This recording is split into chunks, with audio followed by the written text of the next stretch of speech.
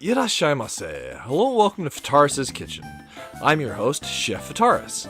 It's time once again for Shoot 'em Up Saturday, and on the menu this week we have Drainus, a mechanics-rich horizontal shoot 'em up. What kind of taste will it have? Let's get cooking and find out. From developer Team Ladybug, Drainus released to the PC via Steam in May of 2022. Now in February of 2023, it's available for the Nintendo Switch, and that's the version we're looking at today.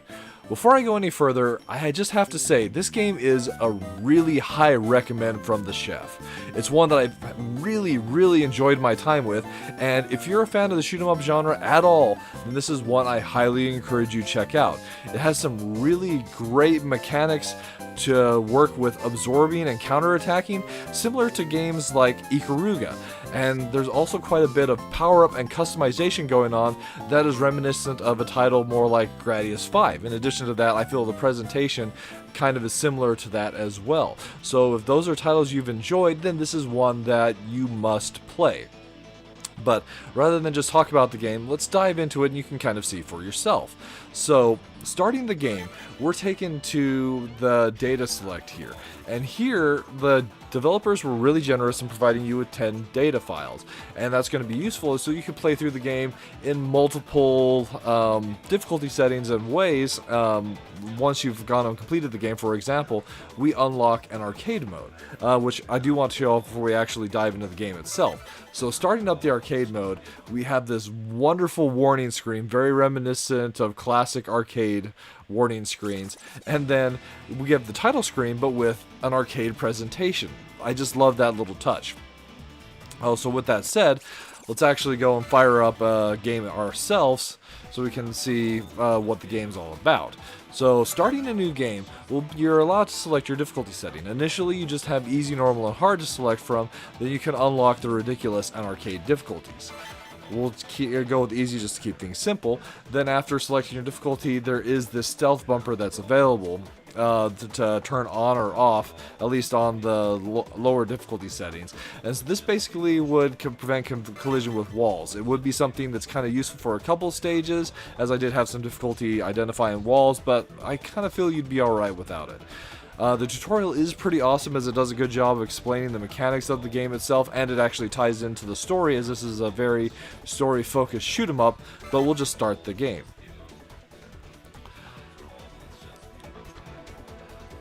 So as I was saying, the game is very story-focused, and you'll get cutscenes before and after most stages, especially in your first loop through. And then there's some story elements which will go and provide for basically a second loop, and that has a higher difficulty, and it's just a pretty awesome experience. And what's really awesome, that launch sequence from the hideout where we launched the titular ship of the game, the Drainus. So we've got a lot of basic horizontal scrolling gameplay going on here. So the ship has the ability to move around like the stage in your usual manner. We've got a shot, but the main mechanic we've got going on here is we've got the ability to absorb enemy shots and reflect them back at them. That's going to be one of the ways you can deal some damage, although in reality it's not your main damage dealer, your main shot is. Although the ability to kind of dodge through enemy bullets, and once you start getting some interesting bullet patterns later in the game, that's kind of where the comparison to Ikaruga comes into play. You've got some really awesome stuff going on there all around. However, with the draining mechanic, you do have to watch out a little bit. There's a gauge at the bottom of the screen that's the power for that draining shield, called your guard gauge. In addition to that, we also have a gauge at the bottom right, which is our special gauge. But pressing the start button will bring us to this awesome enhanced screen, and this is where a lot of the really incredible meat of the game as far as the customization is concerned. So on the left, we've got our power-up list here. There have been a couple disc-like power-ups that I've been picking up, and those power-ups unlock various power levels. So you start at power level 0, picking up 1 gives you power level 1, picking up another gives you power level 2, so on and so forth. And we can unlock up to 5 sockets. And then there's also a shield on there, and then we have our choice for our bomb. So what's great about this is you can fully customize everything that's on this list within like the limits of the particular slot itself. So, or if we were to select, say, this like 3-way shot here, we've got the choice of the double shot and the 3-way shot. It doesn't look like there's a lot of option there, but the thing of it is as we've been defeating enemies, they've been dropping these blue crystals, and those have been filling up our energy tanks. The more energy tanks you have, you can go over here to on the right to this enhance function and pull up this shop. And from here, we've got all these different upgrades we can purchase for the ship and then slot them in where we want. So that's where the Gradius comparison comes in. So you've got awesome things like, say, a rear shot, you've got a very like Gradius style laser, all this great stuff. But the real kicker, the real awesome element here, so let's go ahead and just use the one energy tank we have to purchase the 5-way. We can go and slot that in wherever we want it. So we start with the double shot in 1. 1 is locked, but it is possible to unlock that, so you can put whatever you want in this shot spot. But here, instead of the 3-way, we can throw in the 5-way instead. So once we've upgraded to level 2, we have the 5-way shot. And we could even throw the 3-way shot in there again, but the problem is the more weapons you have of the same weapon type, so in this case shot and shot, it will override that weapon once you've risen to the higher power level. So back to the gameplay itself. Oh, before we go back, so you can, if you're using the stealth bumper, you can, or a difficulty that has a stealth bumper, you can turn that on or off in this particular menu. And the game does have a slow or a focus speed, but it gives you the ability to change your speed in the menu itself, or you can even do it on the fly. But that's a little bit tricky to go and kind of wrap your head around in the heat of the moment. So back to the gameplay itself.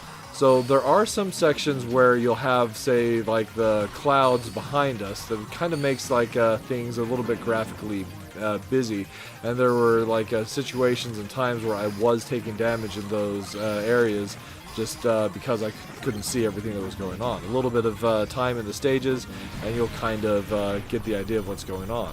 It does give you some really great visual indicators when say something like this boss is going to pop out of the ground itself, although this one's just a mini boss.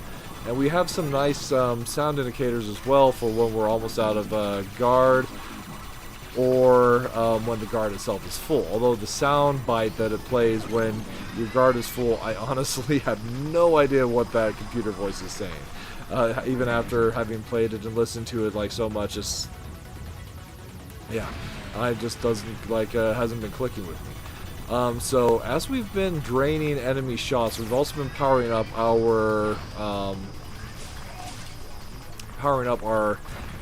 bombs to go and use. And for what we're equipped with right now, it's this hyper beam. So we can unleash that hyper beam and deal quite a bit of damage. The hyper beam does also clear enemy shots, which can be useful. So there are two types of enemy shots. We've got the energy shots, which are represented usually in the color purple, and there's also, one thing to note, that jet trail of these enemy fighters will actually damage you if you're not in your absorption mode going through them, so do keep that in mind. But as he's saying, so there's two types of enemy shots. There's the shots that are absorbable, which are colored purple, and then there are shots which we can't absorb, and those will usually have a red border around them indicating that it's not possible to absorb those shots. So especially in easy difficulty in the first stage, we don't see a lot of those, but later in the game you'll kind of see them intermixed with the purple shots, and that's where even more so that Ikaruga comparison comes into play, as you're dodging between the two types of shots, using your absorption to get through those shots, and really it just feels kind of incredible. So at this point we've been able to unlock a total of, oh, there's also some these chips here that we can select throughout the course of the game to get some story bites, kind of filling in a little bit more of the story behind the scenes. Going back into the screen with the 2 energy tanks, can I pick up a missile? I can. So we could like equip this area blast mine here. We could also equip homing missiles, this terrain missile, so it's one that like follows the terrain, and then these vertical terrain missiles. All very Gradius style shots. So for our purposes, let's go with the homing missile as just a little bit of intelligent like firing can definitely help our total damage. Backing back out, let's equip that to our 3rd slot, and so if we have enough power-ups to get level 3, then we'll have the homing shot. Your power-ups do also act as a life bar though, so if we take a hit, we'll lose 1 level of power for each hit we take, ultimately like weakening ourselves as we take hit. So this is our first boss here, so it does a good job of kind of showing off the various mechanics of the game itself. So we want to use the enemy shots to absorb and like both counterattack with the enemy as well as power up our special.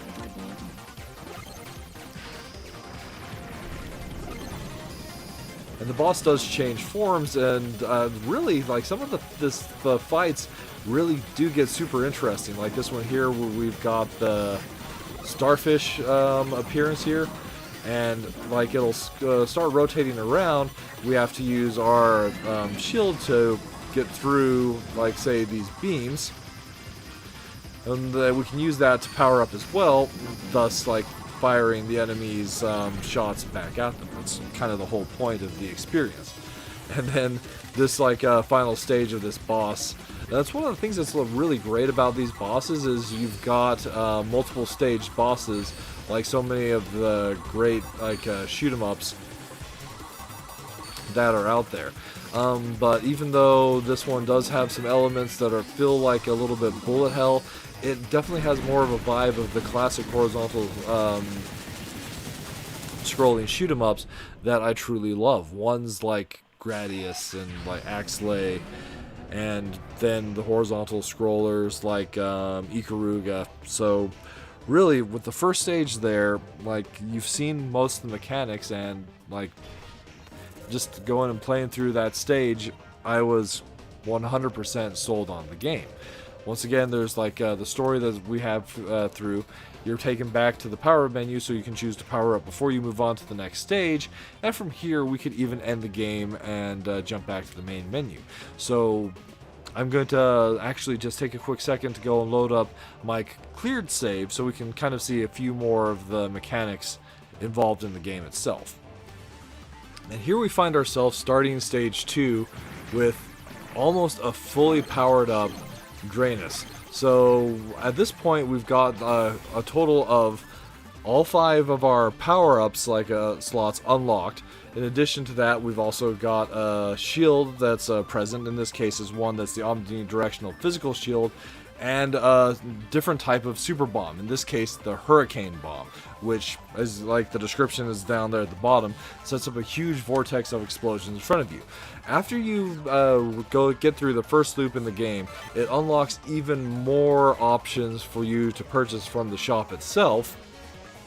So there are some really like awesome, amazing shots, and additionally some awesome missiles, like rear like shots, and even some other additional power-ups, such as this perfect guard here. We could even try a different kind of power-up, or rather, sorry, super bomb. So let's go ahead and we'll purchase the burst shot, and because it kind of reminds me of like a Mega Man X Buster, fully powered Buster shot. And you can see down here just the options for unlocking your power sockets, getting additional super bombs, and powering up the guard socket, basically the shields, which can go like several layers, giving you a lot more absorption and reflectability there. So back to the gameplay itself. So at this point, we're basically fully powered up.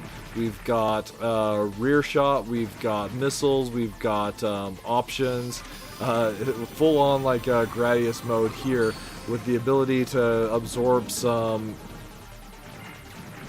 rather heavy firepower from the enemy itself. So this stage is pretty neat, as we've got this train that we're flying along, ultimately attacking. And really, with that said, let's talk about like some of the minus and plus flavors that this game has. So as far as minus flavors are concerned, as awesome as like this game's graphics are, there is like an issue in my mind with sometimes somewhat limited color palette. So the presentation is great, but I feel like things just feel a little bland on a couple of the stages. Kind of just a minor, like a quibble really, but it is something to note. In addition to that, there's just that like weird like soundbite when you actually have a fully charged guard gauge. I really wish I knew that it was like saying it's like just a minor thing, but it's something that has annoyed me. There was also that issue I was mentioning where sometimes it's not obvious that you'd be run into the terrain.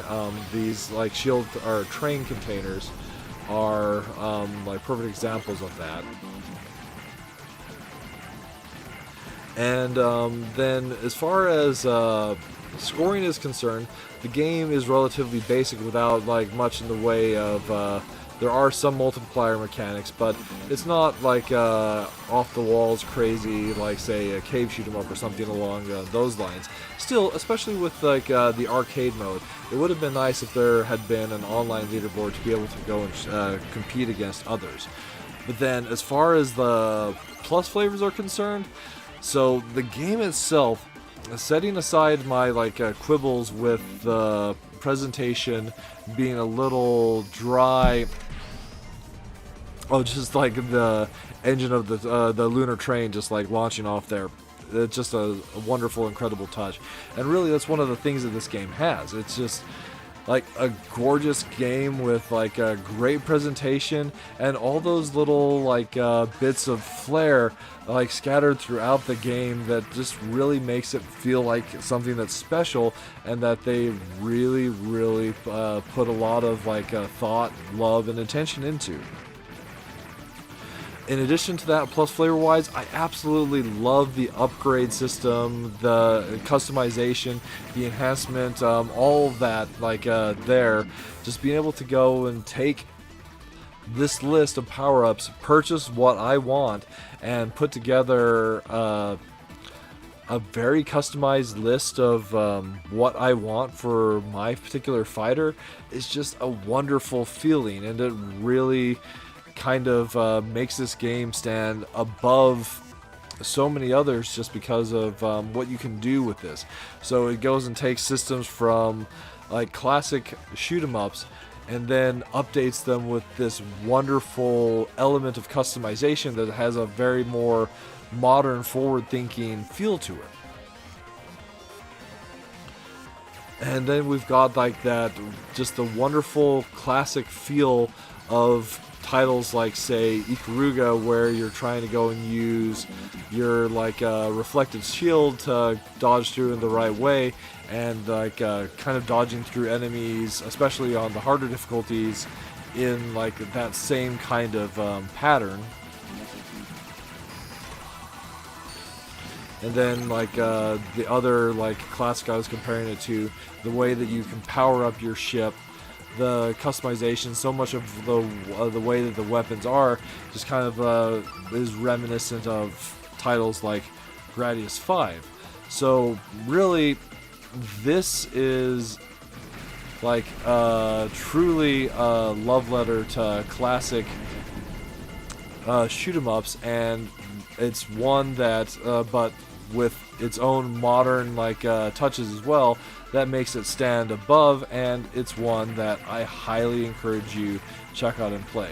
Another minor quibble though, the Switch version is a little pricier than the Steam version, so If you like experiencing your shoot 'em ups on the PC, then I would encourage you to go and maybe check out that direction. But the Steam or the Switch version performs beautifully, and it's one that I've had a wonderful time playing with, and if you check this out, I'm sure you will too. Alright, that'll just about wrap it up for this week's episode of Shoot 'em Up Saturday. As always, thank you so much for joining us. I hope you have a wonderful week, and I look forward to seeing you again next time.